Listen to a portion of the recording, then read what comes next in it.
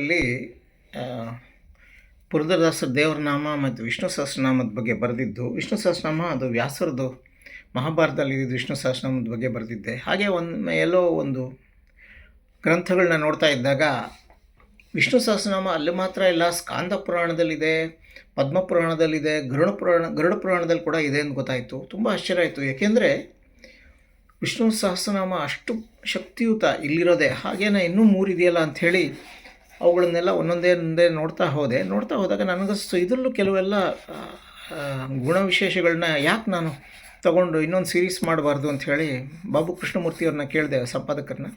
ಅವರಂದ್ರು ಗೋ head ಅಂದರು. ಹಾಗಾಗಿ ನಾನು ಇಲ್ಲಿನ ಗರುಡ ಪುರಾಣ, ಸ್ಕಾಂದ ಪುರಾಣ ಮತ್ತು ಪದ್ಮ ಪುರಾಣದಲ್ಲಿರೋ ವಿಷ್ಣು ಸಹಸ್ರನಾಮದಲ್ಲಿ ಒಂದು 30 ನಾಮಗಳನ್ನ ಆರಿಸ್ಕೊಂಡು ಹೇಗೆ ಮನುಷ್ಯರ ಜೀವನಕ್ಕೆ ಹೆಂಗೆ ಅಳವಡಿಕೆ ಆಗುತ್ತೆ ಅಂಥದ್ದೆಲ್ಲನೂ ಮಾಡಿಕೊಂಡು ಅದರಲ್ಲಿ ಹಳೆಯ ಪುರಾಣದ ಕಥೆಗಳು ಮತ್ತು ಇಂದಿನ ಕಾಲದ ಕೆಲವು ಘಟನೆಗಳು ಮತ್ತು ದೊಡ್ಡ ದೊಡ್ಡ ಹಿಂದಿನ ವಿದ್ವಾಂಸರ ಸೂಕ್ತಿಗಳು ಎಲ್ಲದನ್ನೂ ಬೆರೆಸಿ ಈ ಲೇಖನ ಮಾಲೆ ಬರೆದೆ.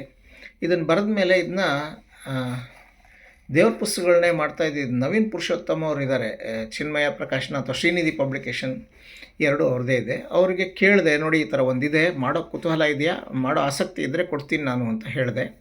ಸ್ಕ್ರಿಪ್ಟ್ ಕಳಿಸಿದೆ. ನೋಡ್ಬಿಟ್ಟು ಇಷ್ಟಪಟ್ಟು ಮಾಡಿದೆ. ನಾನು ವಿಷ್ಣು ಸಹಸ್ರನಾಮದ ಮಹಿಮೆ ಅಂತನೋ, ನಾರಾಯಣ ನಿನ್ನ ನಾಮದ ಬೀಜ ಅಂತನೋ ಏನೋ ಬರೆದಿದ್ದೆ ಟೈಟ್ಲು.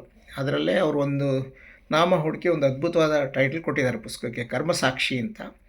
ಒಳ್ಳೆಯ ಸುಂದರವಾದ ಒಂದು ಚಿತ್ರ ಕೂಡ ಬರೆದಿದ್ದಾರೆ, ಮುಖಚಿತ್ರ.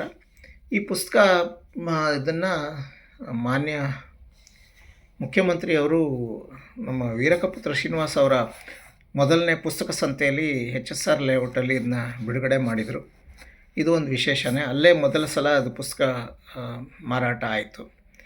ಧನ್ಯವಾದಗಳು ನವೀನ್ ಪುರುಷೋತ್ತಮ್ ಅವರಿಗೆ, ವೀರಕ್ಕ ಅವರಿಗೆ. ನಮಸ್ಕಾರ.